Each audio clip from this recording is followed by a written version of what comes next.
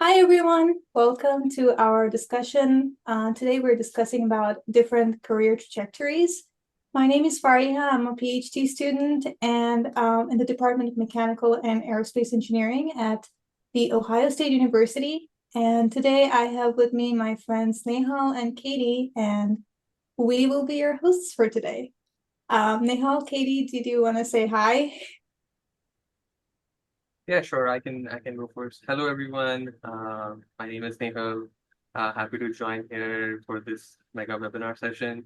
I'm a PhD candidate in the department as well, and yeah, happy to learn about all the different career paths from our guest today. Hi everyone, I'm Katie. I am also a PhD candidate in the ME department at OSU and involved with Mega, so I'm excited for this discussion. Perfect. So today's discussion is going to be all about trying to figure out what to do after grad school. I mean, grad school is intense, and figuring out what to do after can be a little overwhelming. But thankfully, we have today three awesome panelists with us. We have Dr. Sarah Roelker. She is an assistant professor in of oh my gosh, kinesiology department, and the director of neuromuscular biomechanics lab at the University of Massachusetts Amherst. Then we have Dr. Hari, Dr. Sai Krishna Kant Hari. He is a research scientist at Los Alamos National Lab. His research focuses on unmanned aerial vehicles. And we also have with us Dr. Shobit Gupta. He is representing industry today, and he works as a propulsion control researcher at General Motors. And he is involved in battery management for sustainable mobility. So we are really excited to have you all with us. So let's get started. So could you tell us a little bit about your journey? Like, how did you come to choose your profession? And like, what made you decide that you wanted to choose the career path that you chose? I'm Um, happy yeah. happy to start off. So I went the academia route following my PhD. I think when I started my PhD, that was my intention. Um, I just really enjoyed the the environment. I was motivated to go to graduate school based off of an experience at the American Society of Biomechanics conference, which is heavily attended by primarily people in academia. And I think that motivation carried through. And throughout my experiences, I had a very positive graduate school experience, which I think helped me want to stay in academia. And I really enjoyed the research and also enjoyed teaching as a part of that, um, being a TA for some undergraduate and graduate level classes. And so it felt like um, the natural progression for me. I had never really had much of an interest in industry per se. And I'd gotten involved in research very early in my undergraduate career. So I think that also sort of from very early set me on this academic trajectory. I chose to do a postdoc before seeking faculty positions. Um, just to get some more experience.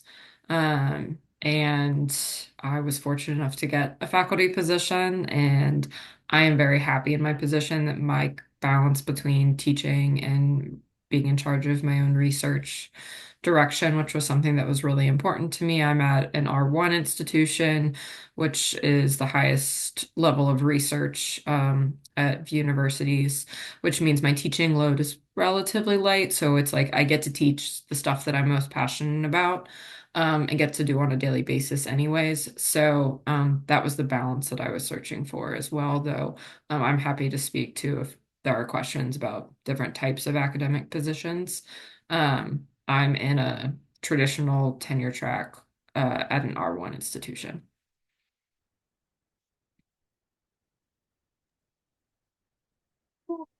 Dr. Hari, do you want to go next? I think you're muted.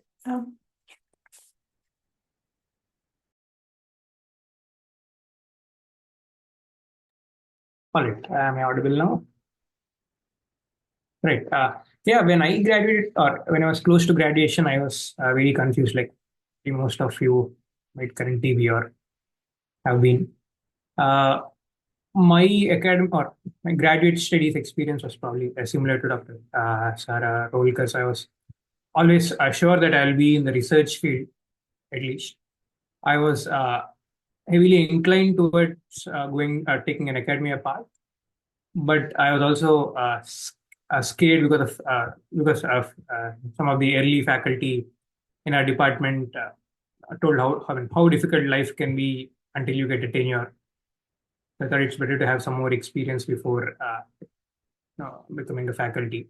But if you look at the other side, I never worked at an industry, as I was also not sure how the work culture there will be. But during my grad studies, I did an internship at a national laboratory, so I knew the work culture, and I thought starting as a postdoc at the national lab was a good middle ground, and that's how the work culture is also there at the national lab. So there is also work that's similar to being a faculty without the teaching part, but you also have other work that's similar to industry where you do a lot of software development deployment. So I think it's a good middle ground. How I started, and I've been continuing here.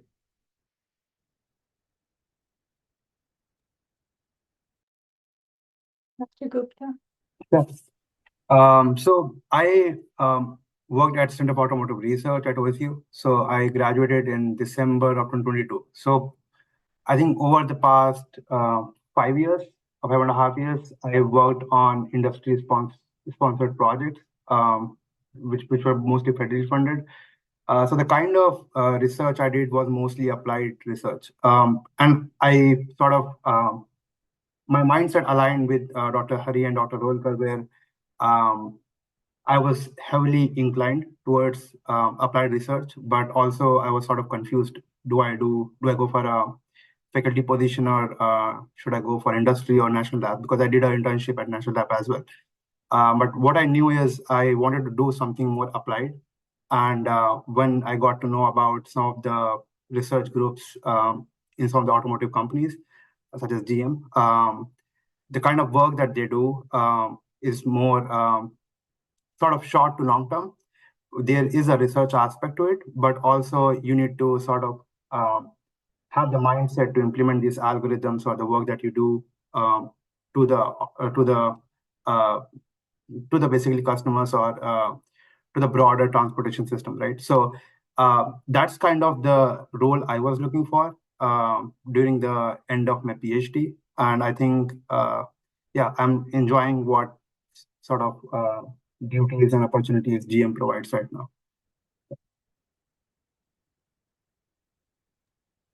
Cool. So, Dr. Roelker and Dr. Hari seemed like they both knew from the very beginning what they wanted to do, and Dr. Gupta was kind of thinking between industry and academia.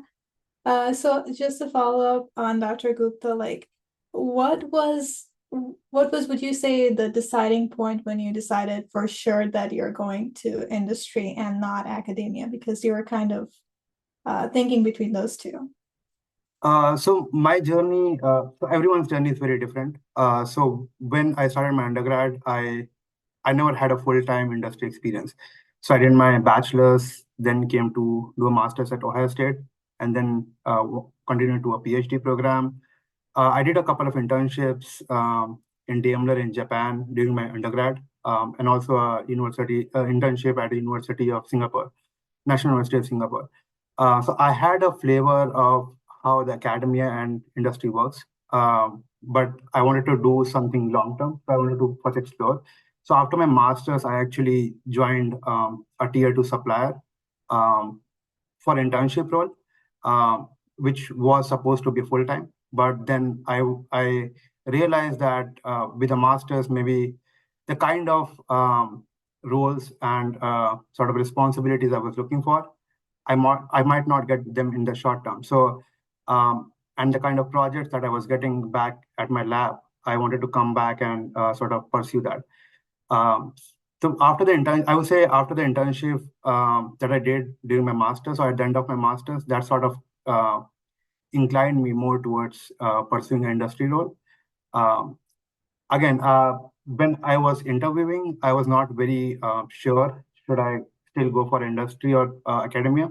But once I joined GM, I think I'm pretty happy with the kind of sort of projects and opportunities I'm getting right now. So yeah, I would say it's kind of a postdoc role, very similar. Again, GM is a very big organization, so it depends in which org you are working. So I am in the R&D, so it's very similar. So you're expected to be a problem solver, right? So if there's some problems, people come to you and you're expected to come up with some solution. So there is that research aspect, but also there is some urgency because there is cost associated, there is efficiency associated to everything that you are doing, right? So you need to be fast-paced, but at the same time deliver innovative solutions. So that's the middle ground I was looking for. So I think right now that's what I'm happy with. Yeah. Thank you so much. Actually, this reminded me, I wanted to ask Dr. Roelker something, but I kind of missed it. You said that you have a really good balance of life and research and work, and you really enjoy doing what you're doing. What would you say is the most exciting part of your life or your career right now? Like, what makes you want to get up in the morning and keep doing it over and over again? Yeah, it's taken me, I would say, a little bit to get to this point in my research and developing my own lab at UMass. It's been a slow startup because of I started during COVID and then I had a baby. So the exciting things for me are like I'm finally getting some projects underway in my lab, and I've now have like a group of graduate students who are working on those projects, and it's like it feels like things are finally happening, which is really exciting. So it's not as definitely has not been as fast paced as what Dr. Gupta was talking about in industry. That has been a slower pace for me. Maybe not everyone is like that, but that's been my experience. And at the same time, I get to come home and see my daughter, which is also a great reason to get up in the morning. She also is often the reason I'm getting up in the morning because she'll come in before my alarm goes off. So, um, yeah, as far as like that balance there, I'm also not every university or department is going to be like this, but I'm in a very supportive department. And so I am able to work from home for 2 out of the 5 typical work days. Academia offers me a very flexible schedule. That also means I work weekends sometimes. Um, it just sort of depends. So, yeah, I would say finally getting to the point where my research feels like it's taking off. I'm in year 5. So put that in perspective. And then also I have a fun yet sometimes challenging 2.5-year-old as well. Awesome. Thank you so much for sharing that with us. Following up on Dr. Hari's experience, what would you say is the most rewarding part of your career? I don't know. That's a tough one to answer. Solving challenging problems that are interesting to us and important to the society. That's a very overarching dream to everyone. So yeah, solving interesting research problems, I think, what excites me. Yeah, I'm sure like being able to solve different interesting problems is definitely rewarding. Yeah, thank you for sharing that with us. Katie, do you want to take the next question? Sure. This isn't on your sheet actually, but it's a question that I thought of as they were answering your question. So I think all of the panelists are in fairly heavy like research roles. Could you guys all talk about the difference between your fields, like academia, like people say publish or perish, kind of? Is that sort of the same for industry and national labs? Like, are you still able to present your work or like disseminate knowledge that you're doing research on, or is it more like classified information? However much you are allowed to talk about. I just wanted to quickly add in a footnote to what Katie said. So yeah, maybe you could also just talk a little bit about this is something that we often hear, the technology readiness level. And I think that varies across these three disciplines. So if you can have an addendum to whatever Katie asked about, yeah, the technology readiness in some way.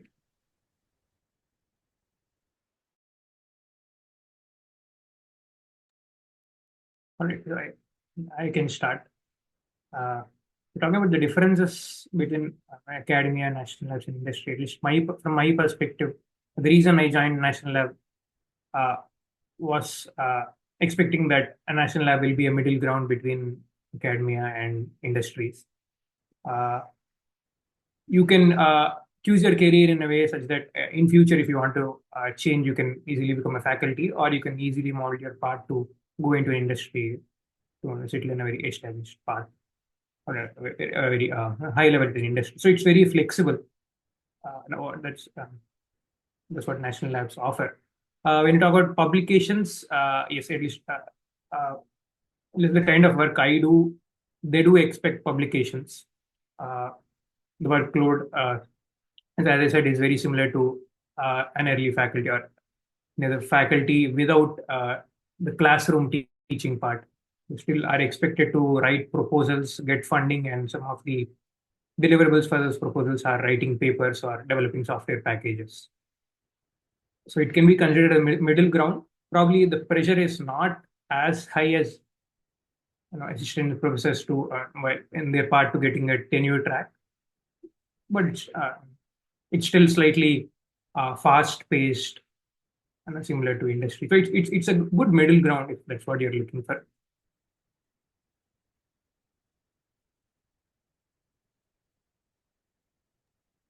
Yeah, I can start. In the industry, I would say what I would be saying and what my experience has been would be slightly different because I'm in the R&D, so it's more closer to it's the middle ground between the, academia and actual industry, right? But what we are expected in the R&D is very similar to what Dr. Hari mentioned. We are actually expected to publish both externally and internally, but there are a lot of like IP considerations, right? So as a OEM, we have to first be 100% sure that whatever we are doing is protected. So first, we have a lot more patents and internal IPs, and then once the patents are filed, then we are sort of encouraged to publish in journals, conferences. That's like a requirement on a yearly basis, like how many publications does a researcher has, right? And that becomes like a key criteria for moving to the next level. So that is like a requirement. But if you move to a different org, which is more heavily engaged on the production side, in that case, their focus is more on bringing the technology to customer hands. It's more, as you were mentioning about the TRL level. So they work closer to higher TRL levels. I would say very close to implementations, right? What we work on is a mix of both. So we have projects in the long term and obviously in the short term. So yeah, so we have a mix of TRL levels. Yeah, it's the same experience at the national lab in terms of TRL levels and the publication process and or what we are allowed to publish. We have to go through a thorough review process, and then we are allowed to publish. And we are not, there are restrictions on classified information. And depending on the type of projects we are funded, the TRL can start from 0, it will go on to the highest level.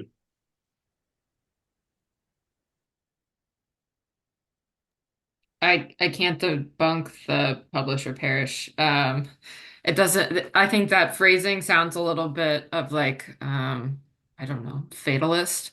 But I mean, publications help support you getting grants, and grants help you produce more publications. And, those are the top two things that the research aspect of my work is going to be evaluated on for tenure and promotion. So it is that is the main part of, the research aspect of my life. What I will say is challenging is what I have found, and why you'll hear professors talk about working 60 hours a week is because the teaching and the service that is only supposed to count towards a certain percentage of our job actually takes up a good chunk of the 40 hours of work week between um, actually teaching, holding office hours, having meetings with the department, having meetings with the committees you're on, having meetings with your students, and then all of a sudden you're wondering where your time went. And so that research can sometimes get pushed to the fringes of your work, depending on how you prioritize your time, which is something that I've had to learn. And I'm curious for our other panelists what your experience is, and hopefully I'm not stealing some questions from the our mega leaders, but are how much of your workday is consumed by actually getting to do the research versus administrative business training of um, employees that you might manage? Is it really that different than how it gets sold to us in academia?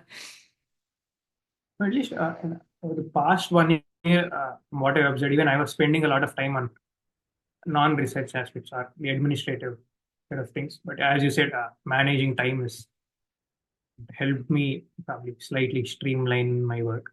But I'm sure teaching takes a lot more time from what I'm hearing from all my other friends who are working in academia. So not just the things you said, but also if in the initial few days, preparing for your courses, right? That also takes a lot of time. So I don't know how everyone manages to teach and still manage the requirements of the number of publications and writing proposals. That's it in- So Yeah, yeah, barring the teaching part, everything else seems the same. yeah. I think as researchers, all our experiences will be very similar because even though we choose different paths, but in the end, we did the PhD, right? So we had gone through all those sort of training, the way we are executing our career paths right now.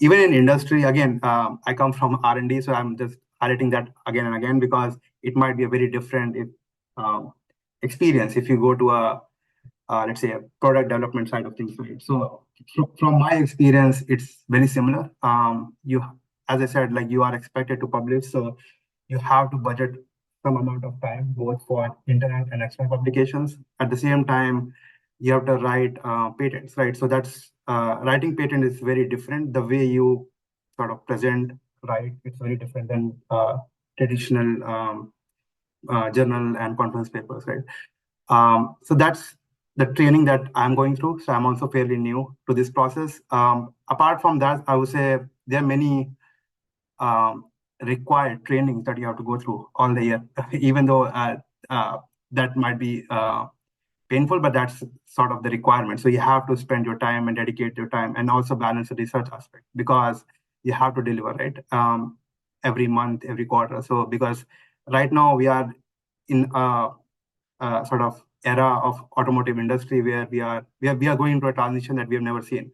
So there are so many challenging problems every day that you have to solve, and that's a good part of a researcher. But also you have to budget time for other stuff that you are required to do. So yeah, it's a very similar experience.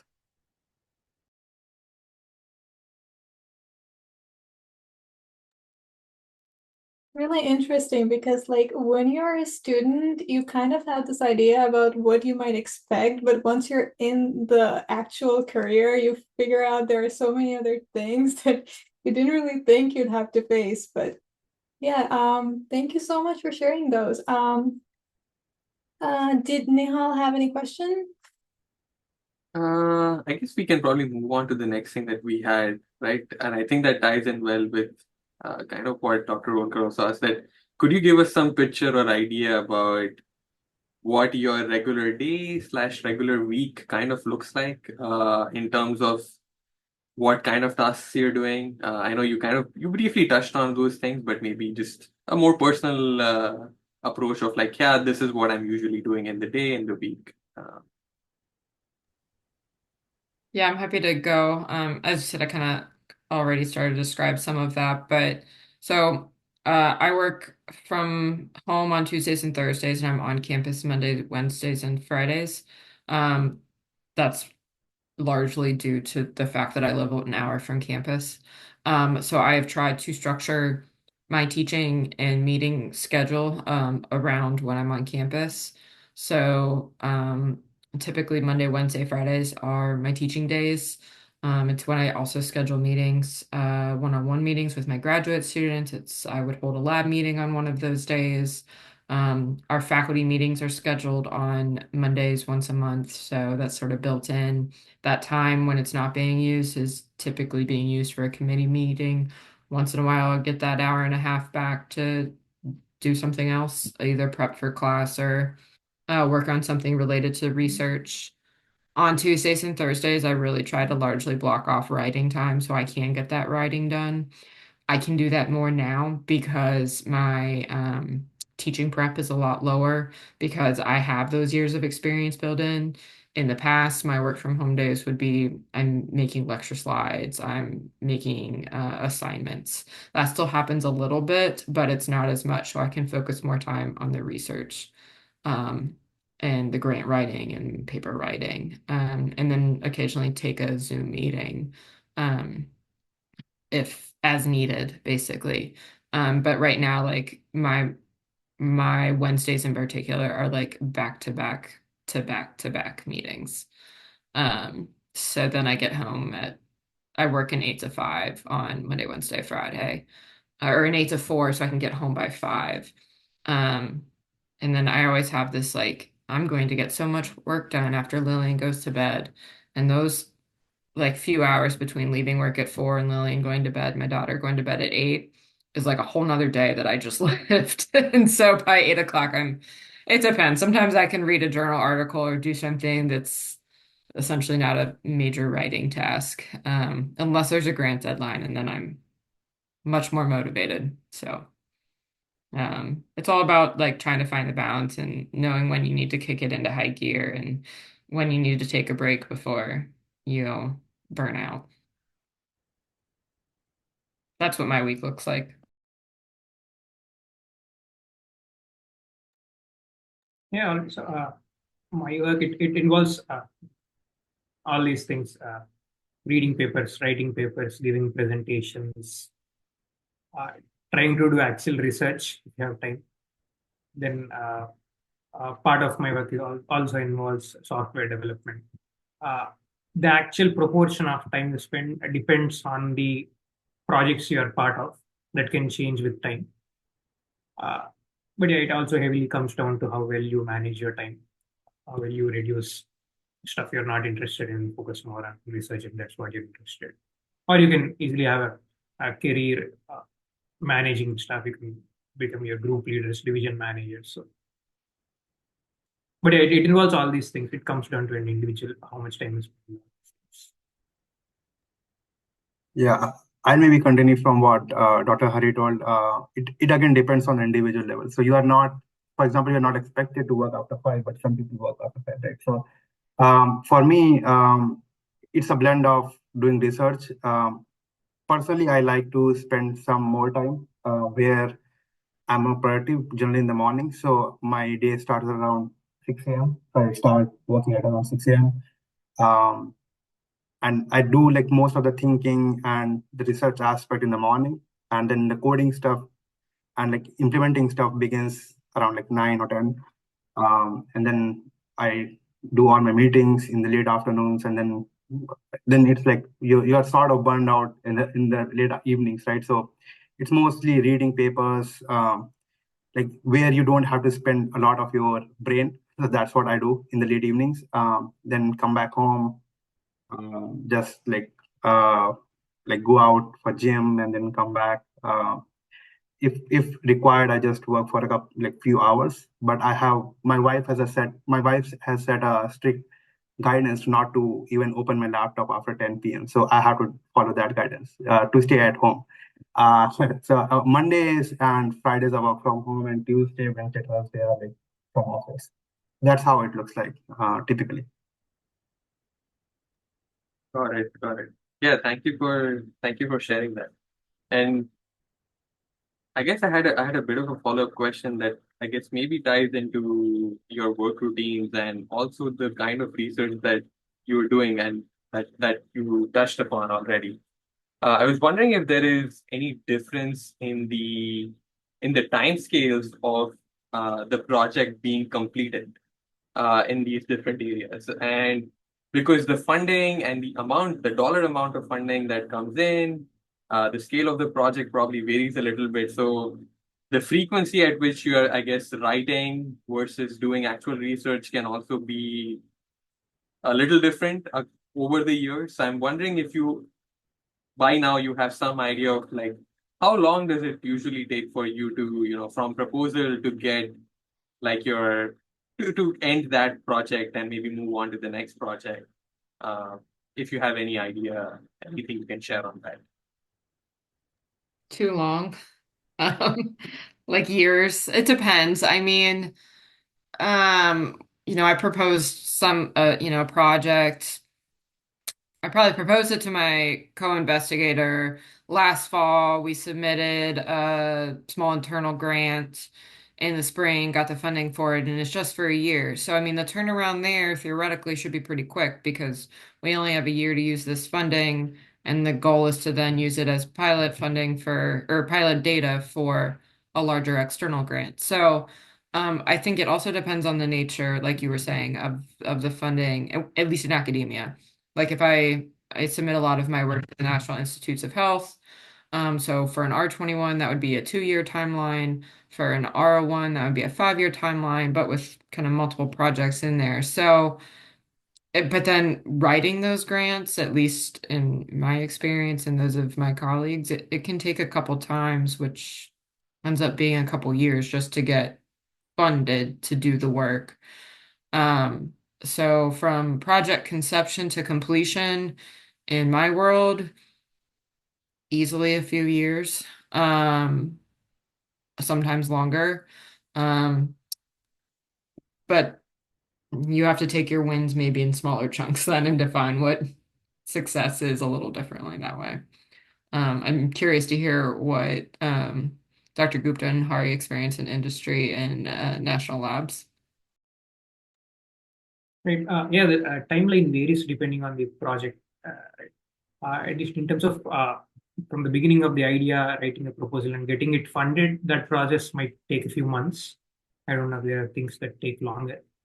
But the actual project completion time depends on the proposal. There are few projects that are expected to be completed in 2 to 3 years, but there are projects that go on for much longer, 5 years, I think even 10 years. It all depends on the type of funding you're applying to. So at national labs, you will have both internal grants that are more driven towards exploratory research, and those grants are expected to support a broader cause your lab support. So here, Los Alamos is a DOE funded laboratory, so we're expected to answer calls by DOE and use this internal grants to develop initial algorithms or methods so that we can ultimately support those proposals. But yeah, the timelines vary drastically from proposal to. Yeah, for industry, it depends if the project is with a university collaboration, if it is with the national lab, if it's a federally funded project. So the timeline and the proposal writing, everything really depends on the kind of projects that you're doing. If it's a consortium project, it's typically mostly led by the university in most of the cases. So it's basically the university is the lead, and they take the responsibility for writing the proposal. So it's basically bottlenecked by the university time rate. But internally, I would say, again, as Dr. Hari mentioned, we have different kinds of projects depending upon the requirement, the trends in the industry. And so the project proposal, I would say it takes maybe a month or a few weeks to execute and then actually start, because typically we are not expected to waste a lot of time in coming up with ideas. We know what are the problems and we had to come up with solutions. But it's just like formally drafting them. Right? Coming to the like execution and the like timeline, it really depends. For example, if 2 years back you would see like there was a different trend in the industry going on. Right now, there's a different trend, right? So it's very dynamic right now. What kind of research you are doing, because it's all applied. So maybe the projects that started 2 years back, they might not be relevant now. Maybe it's a 3-year project, so you have to close that project and maybe move on to the next one. So it's all the call of what the customer need, what are the trends that are going on, and then we take a judgment to better spend our time optimally on more impactful projects. Yeah. So yeah, if you have more specific questions, I can sort of add to that.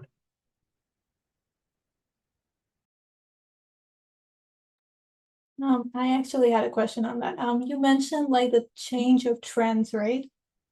So industry, you mentioned, I was just wondering if it's like this kind of the same for national labs and research, academia, and also like if it's changing, how do you, let's say, project or kind of, how do you understand where the future is going and how do you prepare for that as a grad student?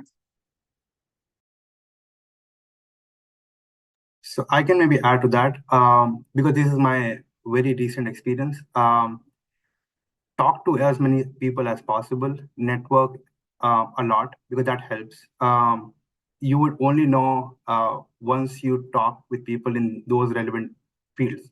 So with my experience, I still like going to conferences, attending panels. So last year I visited iTech. So there were many things that I learned, connected with new people, right? So that as a graduate student, building those bonds in the long term, that's really helpful. You get a mentor outside your university to help you, right? In your career goals, maybe something like what, like I'm looking for a faculty, or I'm like confused between a faculty or industry career path, right? What should I choose from? So maybe they give their own flavor of thought process, and then you have a additional data point to sort of process and think what should be the optimal decision that you should make, right? So in my opinion, it's all about talking to people, networking, building new bonds outside your sort of research group, that help you. Even at GM, we are sort of encouraged to have mentors outside our lab. So we are sort of divided into several labs, and within our lab, we have, let's say, managers and directors, but outside our lab, we are encouraged to talk to people, and we actually are assigned mentors outside our lab, so that we can get a flavor of what a career path where trajectory should look like. Should we go for more like a managerial role, or should we go for a more technical role, like a tech fellow or something, down 10 or 15 years into the future, right?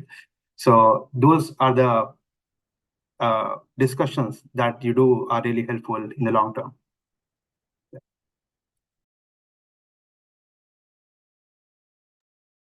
Yeah, I think having and seeking out mentors, I think I really actually underestimated that after I left my postdoc and got the faculty position. I thought like, oh, I'm supposed to know it all now.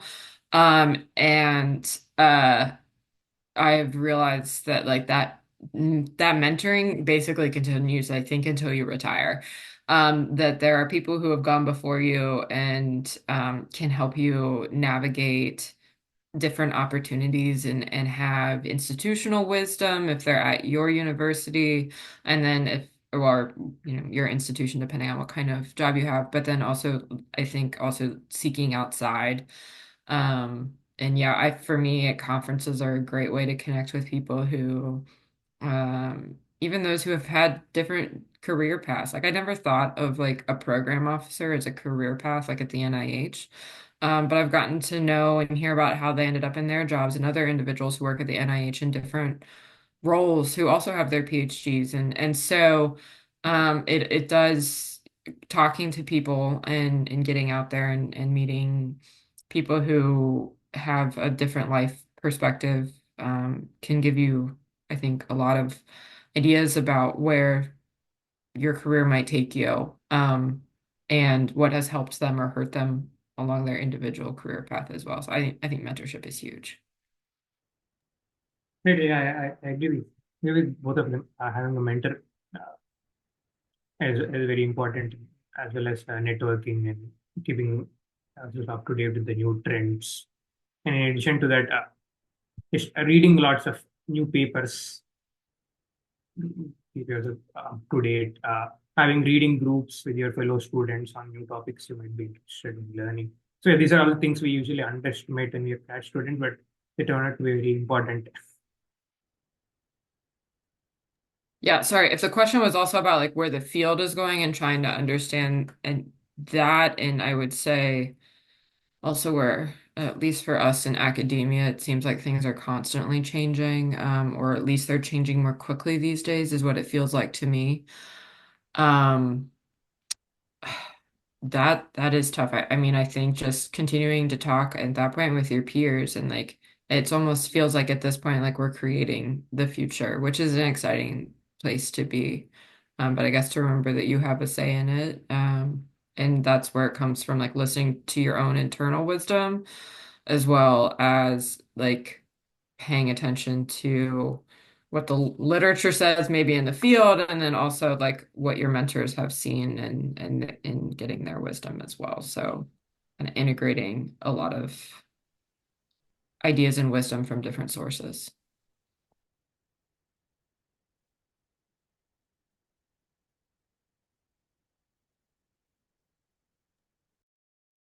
Thank you so much. Yeah, I think most of the students like we actually gathered some questions from the students, and I think most of them were kind of overwhelmed about being confused about what to do after, how to choose, and how to keep up. And then I think the most common thing that came up was I think it also came up in the discussion from the previous question Nihal asked, like how long does it take to get to something? So it's a really long period, right?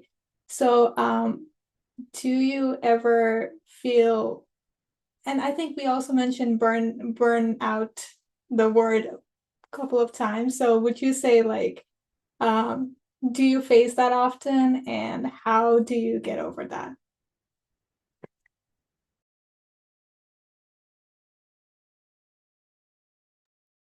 Um, yes. I think burnout is a consequence of a lot of choices you have made in combination with things that get thrown at you and how you choose to respond to them. And I have learned that I will burn out, particularly at the end of the semester. It's usually when I get sick, if I don't take appropriate rest along the way. Um, and so from a very practical standpoint, I prioritize sleep very highly, um, to try and avoid burnout and recognize that if it is a certain time in the evening and I am like just feel like my brain is operating so slowly, it might be time to just shut it down and say, I will be able to do the same task in half or a quarter of the time tomorrow morning. And so I think that's part of time management is knowing, am I spending my time in the most efficient way right now, and knowing when to rest and giving yourself permission to rest, which can be really hard. But also making time for other things, like going to the gym and getting exercise too, and doing whatever it is, those other things that you enjoy, I think are all critical to um, trying to avoid burnout. I think sometimes I think it catches up with all of us at some point and we need to reset. Um, so It's, I think, requires a lot of being very aware of what are you saying yes to and knowing when to say no, or maybe just say yes to something different or set boundaries in order to maintain some semblance of self.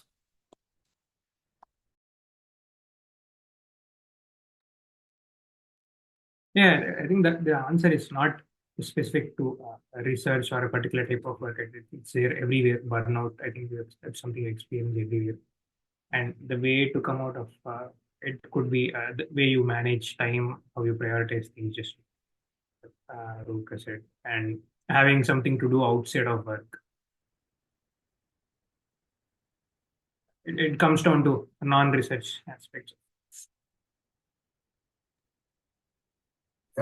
Yeah, I would say, yeah, I agree with both panelists that eventually everyone will burn out because the kind of jobs we have, things are changing so fast that we have to come up with solutions. So it's not uh, what problem you were working on, what solution worked maybe a few months back, the same thing works now, right? So and there are several projects. So I really like what Dr. Roelker mentioned about you need to set boundaries. So it's very important as a researcher, as a person, you know what is your optimal workload given your life outside work, right? So you know how much time you need outside your work because you have a family, you need to balance work life, right? So it really depends on person, but in the end, I think what should be a driving force is this should be a driving force. Otherwise, you won't enjoy. So the best part is you should enjoy whatever you do, like whatever work as a graduate student, as a researcher, wherever you work, you should enjoy your work. If you're not enjoying, then you should stop and think about something else. Maybe change your field, right? The other aspect is have a learning mindset. So that is very important. So every time I am driving back to office, I sort of am trying to analyze how can I solve this problem better? How can I come up with this solution better, right? So you should have the drive to execute things, to come up with innovative solutions. If you have that, even you are burning out, that's fine. You can take a break and then come out fresh, as Dr. Rolker and Dr. Hari mentioned, and then start like with a new mindset, and then you can solve the same problem, let's say in half of the time, right? That's what I do personally, and there at least my group is pretty flexible in that aspect. So there's no sort of person who is watching and looking at the clock. Hey, this guy left at 5 p.m. This guy left at 3 p.m. Right? So they know the boundaries. They know, like in the end, you are expected to deliver. You are expected to execute things, right? How do you execute given the timeline? That's up to you. So I think it's boils down to personal choice, what a person or researcher makes. But eventually, if you have that mindset of learning and driving innovation, I think it becomes very easy. And obviously, you can take breaks after a few months, so that sort of resets things around. That's what I do typically. Yeah. Yes, my spring break is already scheduled and I can't wait. And and I mentioned before the recording started, like my family takes 2 weeks around Christmas every year because that holiday is important to our family. And so I have these known sort of built-in break periods I have to think about. Am I going to apply for a grant around this, or it might motivate me to get some work done right before I know I'm going to take some time off? But then I also, when I'm off, I am off that computer. I'll bring it home over the Christmas holidays. But like when I go on spring break, that laptop is staying firmly at home here, and my mind will be fully in Cancun, and I can't wait. So having those breaks and going to do things that you like to do, I like to read on the beach, um, is important in having that built-in time. Um, and I think I wanted to say something you said about, family and responsibilities and setting those boundaries. I have more responsibilities both at home and at work than I've ever had before. And I remember as a graduate student looking at my advisor and thinking, oh my gosh, how do you manage all of this? I can barely manage myself. And the thing is that you'll never know how you're going to do it until you have to do it. And then you figure it out and your priorities, you get real clear about your priorities. And certain things have to give. Like if I can get in a few workouts during the week, maybe 3 half the days. That's good these days. I used to spend 2 to 3 hours a day working out. I just don't have that ability anymore. And that's okay. And because there are other things I get to do. And so your priorities will shift. You will learn how to become efficient with your time. It happens. None of us can tell you how to do it because you're going to figure out your own way when all of those responsibilities end up uh, thrust upon you somehow at the same time.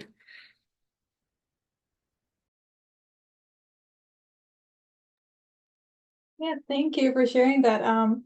It it reminded me. I think it was Kafka on the Shore by Haruki Murakami, where he mentioned like when you go through a storm and then you come out as a stronger person, but kind of like you won't know until you've been through that. I kind of got that vibe from there, but yeah, thank you. So I think I kind of heard how the perspectives changed over the years for all of you. So what was it like on your first day at work? Do you remember? It was 2020. I think we were still working from home, so I was in a tiny apartment in the middle of nowhere.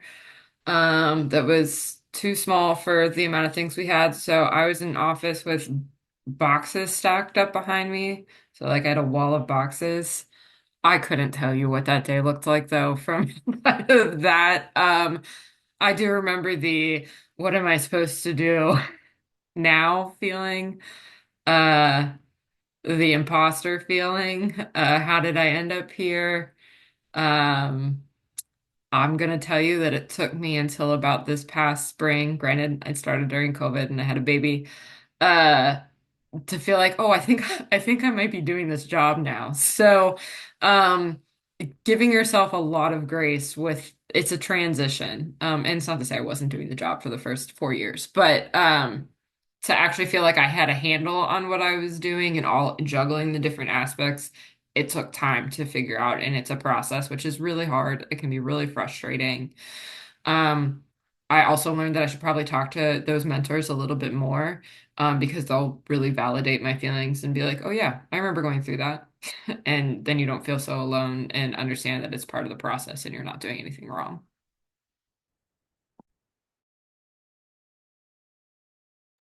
I certainly feel better hearing that.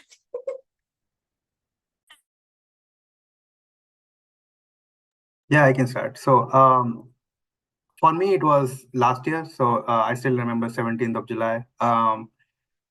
Like since this was my first full-time role, I was very, very excited. Going out of grad school. First time, I didn't know how will the experience be. I have heard from people, but I never experienced it before. How the life looks like outside grad school. So I was very excited, but I think people were very nice on the first day. Talking to people calmed my nerves. But there was like lot of training on the first day, like lot of HR meetings, getting used to things, how things work. But it was like a shock for me because um, when I was in back in the grad school, I was sort of a senior member at there. So I did my postdoc for like 6 months. And then coming to industry or a research group where you are very new, you are the like youngest person there, so you have to start everything from scratch. So that was like a eerie feeling, but I think people are really good here. They help you to quickly grasp things, quickly learn, and navigate tools. So once you learn how to navigate things around, I think it becomes fairly easy to execute things. Yeah. All right, so yeah, my first day is similar to both of them. It was right before the pandemic, early 2020. A typical first day at National Lab also involves lots of trainings, but because I already did an internship, I think it was slightly lesser number of trainings because it was already on my record or something. But yeah, one challenge I had was, during my grad studies, I think my advisor was mostly out of town, so my work hours were very flexible. I I was always working from home. So going to office from 9 to 5, or just at least pretending to sit there for the first few days was very hard to me.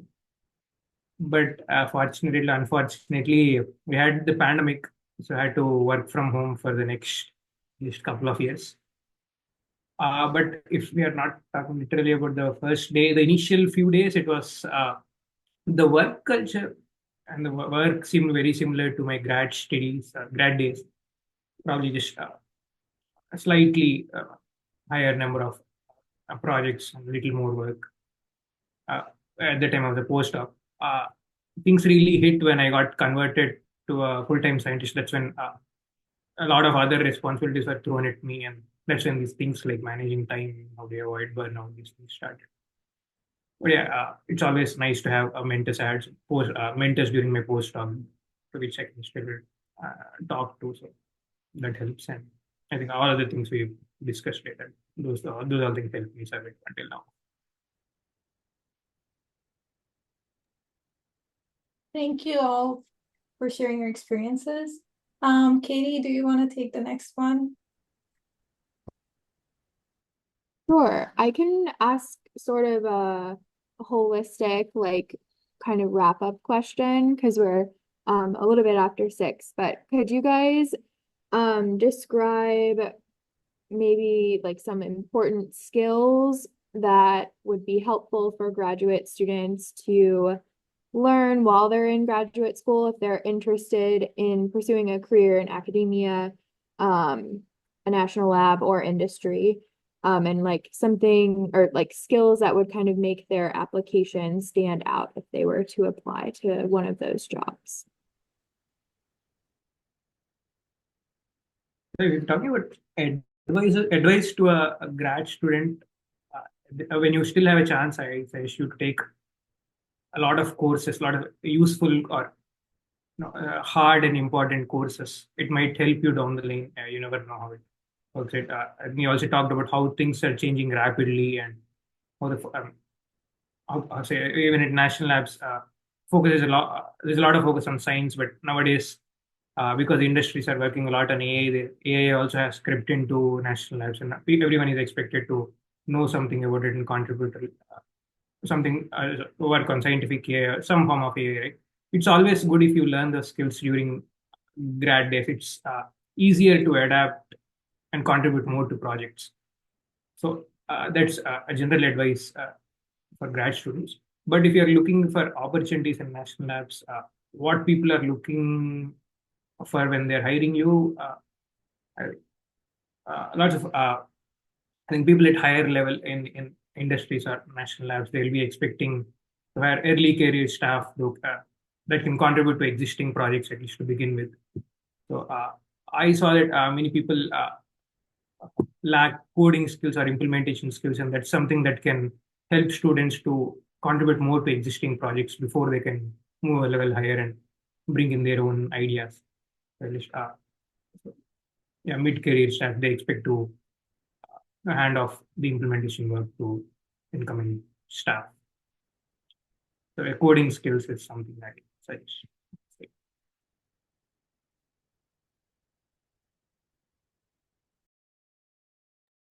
I think if I would suggest like grant writing experience, it's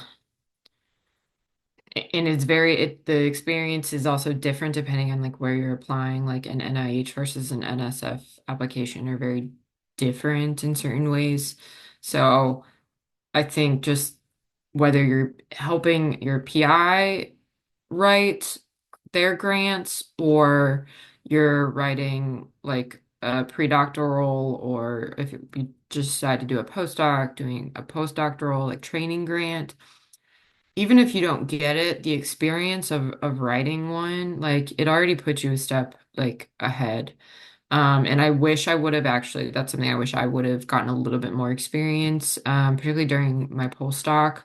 I had a like pretty solidly funded position, and so I didn't need to apply for a grant. And in hindsight, realized that experience would have elevated my CV even more, because it's something I've basically had to learn more on the job. And there's pros and cons to that. I wasn't spending my time writing a grant, so I was working on research. I had more time for other things. So there is a give and take there, but that's sort of kind of in hindsight, one thing that would have strengthened my CV even more. Do think on the other side of that coin in academia is the teaching experience, and my ability to show that there were one, I had teaching experience and that at the place, particularly where I ended up getting hired, but in the other institutions where I applied, that I could teach a reasonable breadth of courses. I had taken courses in teaching. I know you have the FAST program at OSU. So if you're interested in academia, taking advantage of those opportunities would really sort of help set you apart in applying for those academic positions. Yeah, I can start. So I would say the first requirement is you should be even after you are hired, you should be a good learner. So because you should always have the mindset to adapt, because you don't know if you are hired for, let's say, area one, and then maybe, as I said, the industry is changing so fast. Maybe after a year, area one becomes irrelevant, so you have to adapt to area two very quickly.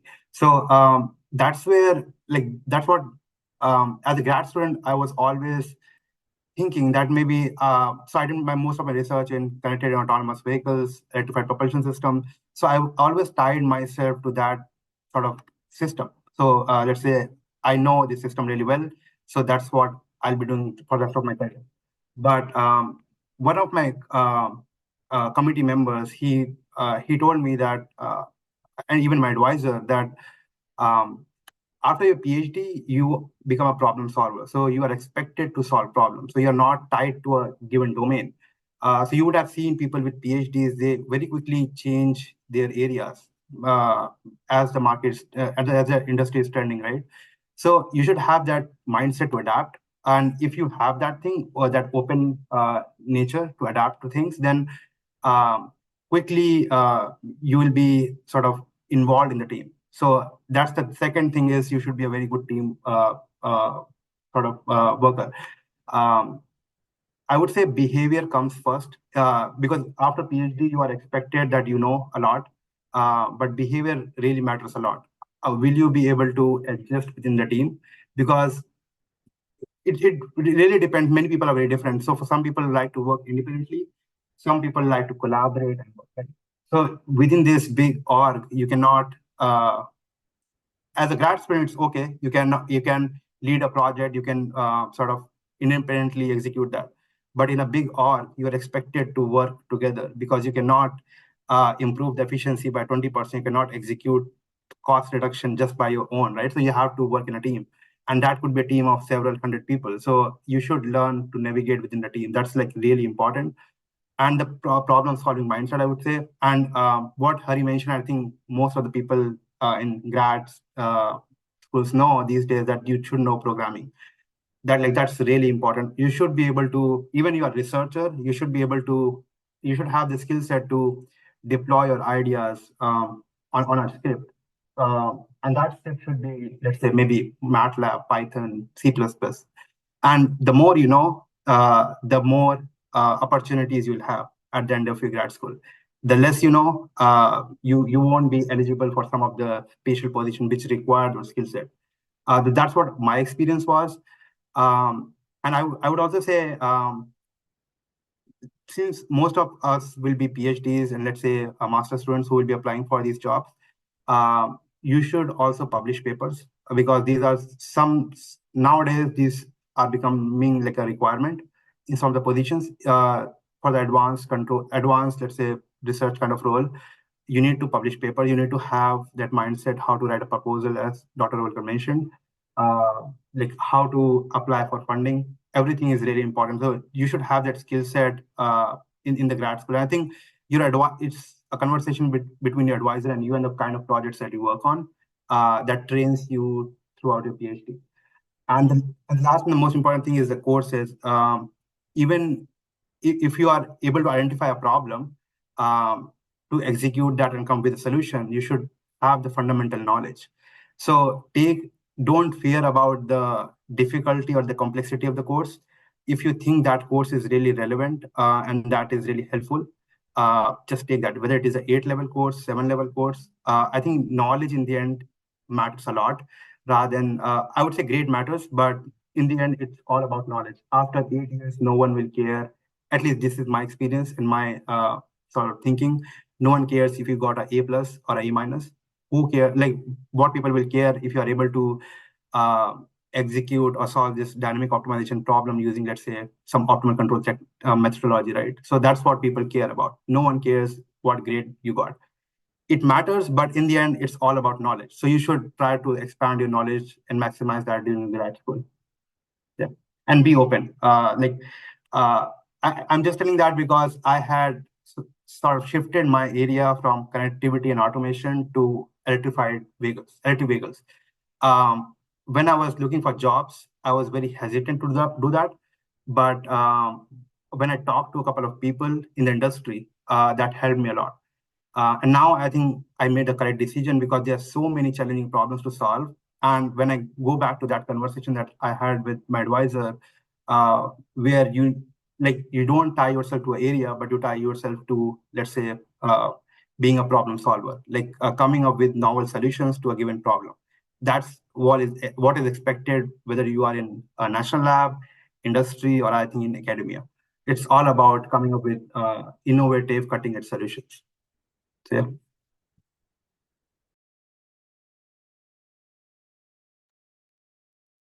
Those are all great suggestions. And oh my gosh, I have so many follow-up questions now, but I think we're running out of time. So Nehal, did you have anything to add?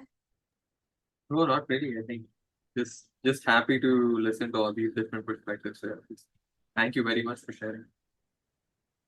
Yeah, so thank you so much for taking the time to share your experiences with us. It was really great to hear from all 3 different perspectives.